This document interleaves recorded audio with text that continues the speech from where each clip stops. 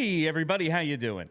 Well, that's good. You're listening to PHLY Flyers, and today I am proud to be joined by ALLCITY Sports National NHL show.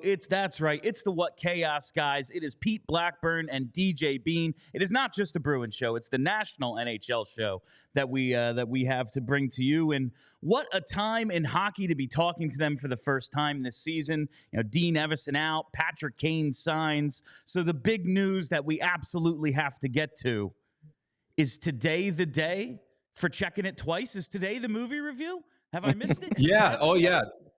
That is out there in the world. And God, I'm so glad the movie's out in the world. And I hope that viewers will enjoy consuming a review that wasn't as lengthy as the movie, but still pretty lengthy. Yeah, I do like that we had an hour and 40-minute episode today, because we're usually around an hour, but we were very excited to talk about this movie. And then in like the 3 hours before we were set to record, like 8 stories dropped that we had to actually talk about with hockey. So, and we also had a 40-minute interview. That helps too.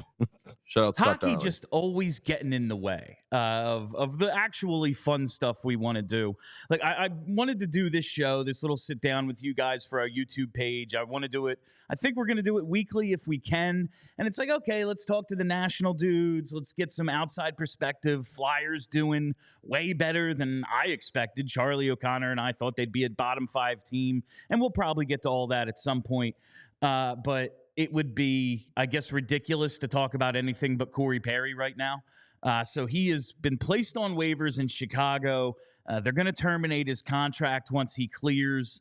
And we're not getting a ton of information about what actually happened. I saw probably half an hour ago, Frank Saravalli on Daily Faceoff said the current rumors that I guess everyone knows what I'm alluding to are, quote, fucking bullshit. And that's from Saravalli. So that's all we really have to go on. I'm not going to ask you guys what the hell happened. I don't know if you know, but what are you making of this ridiculous story right now? Well, there's 2 rumors that are happening. One has been loudly shot down, which is good. And I think, true or false, the Blackhawks should do everything they can to say, don't talk about that. Don't have that out there. Yesterday was kind of a disaster with people getting off as many jokes as they possibly could.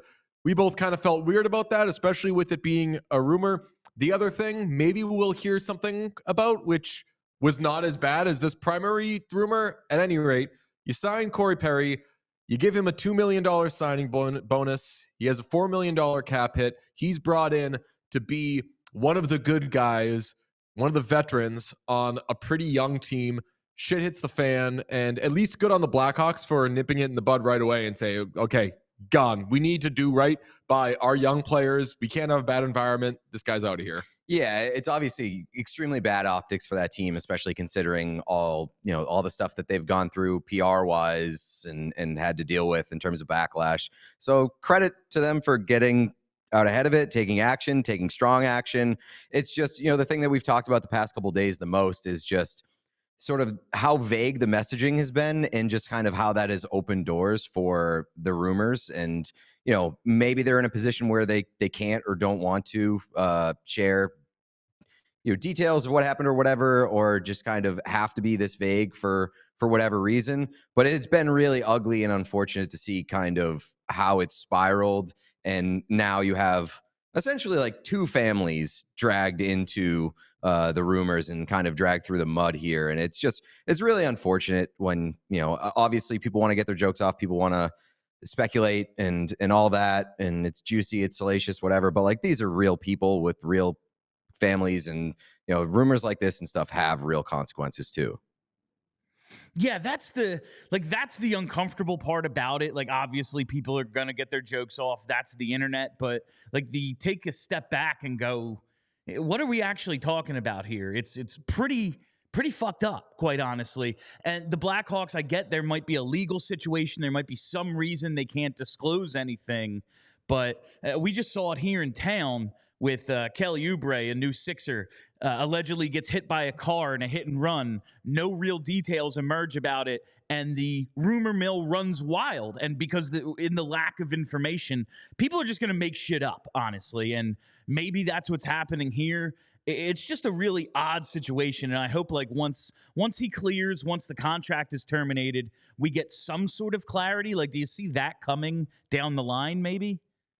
Well, I think that both sides should want, and I don't think, and I don't know what the solution is. I don't think just floating to a few people, which they've done, that, hey, say that the rumor is BS. Like, I think that people need to know, or at least get put down a different path and different trail before they'll totally get off it. It is entirely possible, probable, let's even say, that this is only something we're talking about because in the Twitter world, things that would not be seen, rumors that would not be heard, are now seen, because you could see my Twitter account just as easily as you could see a person with no followers Twitter account, as long as their thing that's put out there is spicy. So I feel like until people are put down a different road, they're going to keep asking questions about this other road. And if I'm Corey Perry, if I'm Connor Bedard's family, if I'm the Blackhawks, I'm saying it benefits us all for people to not be spreading this rumor. And I also think, like, for better or for worse, it's the Blackhawks here, so people are not really taking them at gospel. There's like a lot of, should we believe them when they say, like, this if somebody puts it out there, this isn't true or whatever, like, you wonder who gets fed from, and like, it's just the Blackhawks, so it's obviously a little bit more messy than any other team. I think any of the other 31 teams makes you question it a little bit more.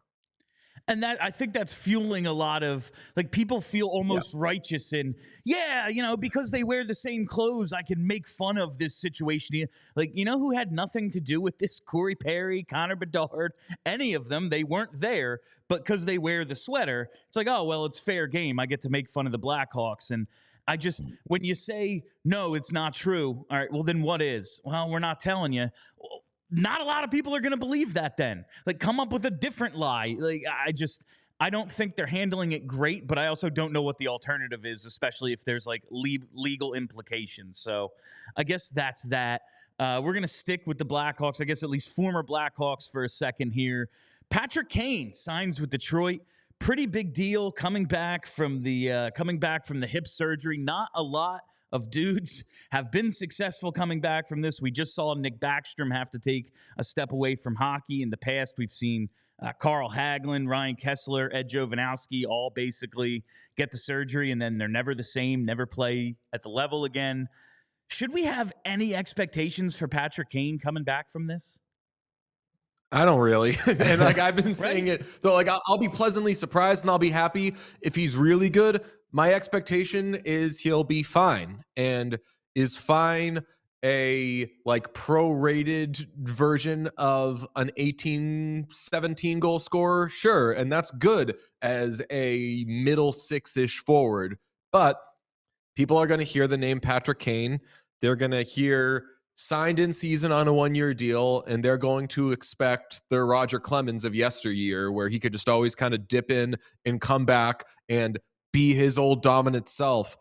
I don't know how likely that is. He is at least going to a team that does have a pretty decent need on the right side. So it's not like he's getting forced into a situation where they've got other great options. I think that if he's a middle six right wing, then great. But if I'm the Red Wings, I know they don't have a ton of cap space after this signing.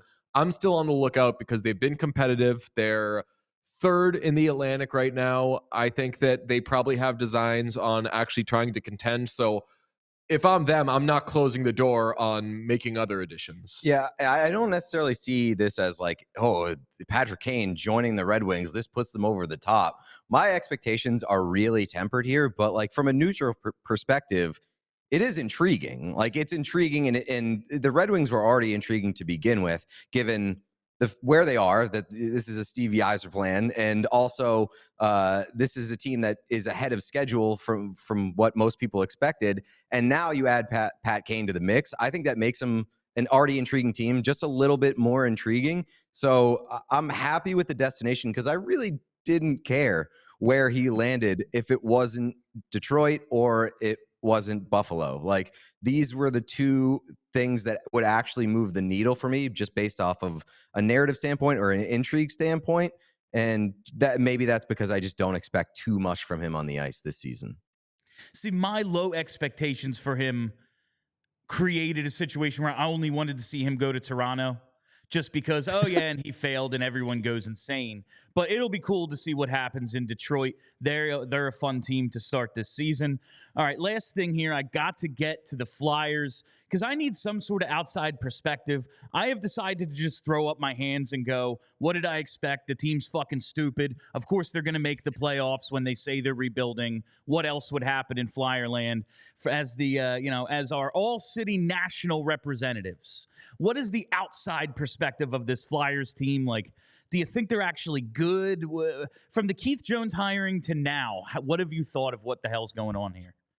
I mean, I think you kind of got it with we all expected them to be pretty bad, and it turns out they're actually kind of okay. That's what they were. And I know that they had gotten like Kevin Hayes and stuff at the time, but in like 2019, 20-ish, they took a much bigger step and were a lot better than anybody. They kind of came out of nowhere and were really good. I don't think they're going to end up being really good, but that's just the Flyers, man. When they're supposed to be good, they're going to suck. And when they're supposed to suck, they'll be okay-ish. Yeah, I don't have like any strong feelings about the Flyers. I definitely don't think that they're like quote unquote good. I think that we've been throwing around this word quite a bit. They could be disruptors. Like, they could be disruptors in the Eastern Conference where they are tough to play against. They're going to give you a strong effort pretty much every night, and they're not going to blow you away with talent, but they can kind of outwork you, and that's kind of the MO of the old coach there behind the bench. So I don't necessarily think that they're a team worth worrying about, but it's a team that like can keep you up at night a little bit. That's us, the team that keeps you up at night. It's basically, yeah, that's what keeps me up at night is the Philadelphia Flyers. I was going to say, it's usually the fans that keep up at night, Right. Unfortunately. Thank you. Thanks for joining us, boys. And I want to make sure you guys try that Ollie Pop, a little bit of rum. Just a thought. All right, that is DJ Bean. Gross. That is I'm not a DJ rum Bean guy, and Pete but- Blackburn from What Chaos. Thank you all for listening. Thanks for hanging out. My name is Bill Matz. Talk to you later, Philly. We all silly like the mayor.